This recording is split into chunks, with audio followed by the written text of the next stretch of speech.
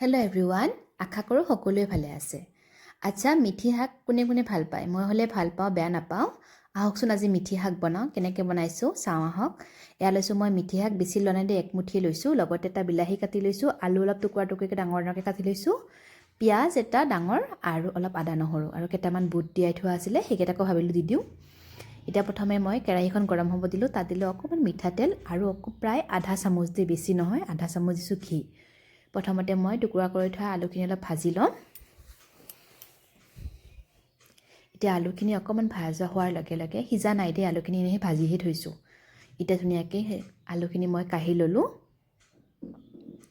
এতিয়া কেৰাহীখনত পুনৰ এটা শুকান জলকীয়া আৰু অকণমান গোটা জিৰা দি দিলোঁ। এতিয়া পিঁয়াজ এটা কাটি দিলোঁ, অকণমান আদা নহৰুখিনি যে লৈছিলোঁ থেতেলাই, সেইখিনিও দি দিলোঁ। এতিয়া ধুনীয়াকৈ এইখিনি লৰাই দিম। লৰাই দি ইয়াত মই জোখমতে অলপ নিমখ দি দিম। বেছি দিয়া নাই কাৰণ শাক যিহেতু কম, আৰু অকণমান হালধি। পুনৰ এইখিনি লৰাই থলোঁ। লৰাই দি এতিয়া কাটি থোৱা যিটো বিলাহীখিনিও দি দিলোঁ। বিলাহী মই এটাই লৈছোঁ, বেছি লোৱা নাই। বিলাহীখিনিও মিহলাই দিলোঁ। ধুনীয়াকৈ লৰাই দিম।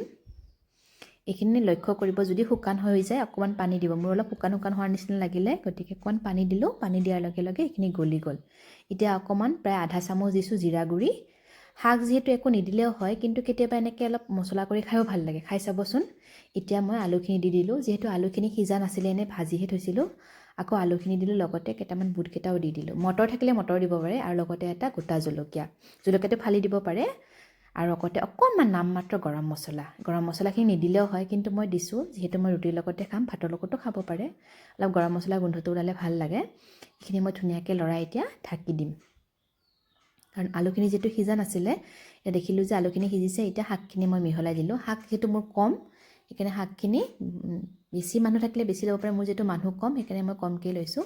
ধুনীয়াকৈ আকৌ পুনৰ ইয়াত মই ঢাকনিখন লগাই দিম, মানে ভাপত সিজিবৰ কাৰণেই দিম। আৰু আনফালে ৰাতিপুৱাই বনাইছিলোঁ, যিহেতু ৰুটিৰ লগতে খাম, আনফালে ৰুটিখনো মই সেকি লওঁ ধুনীয়া কৰি।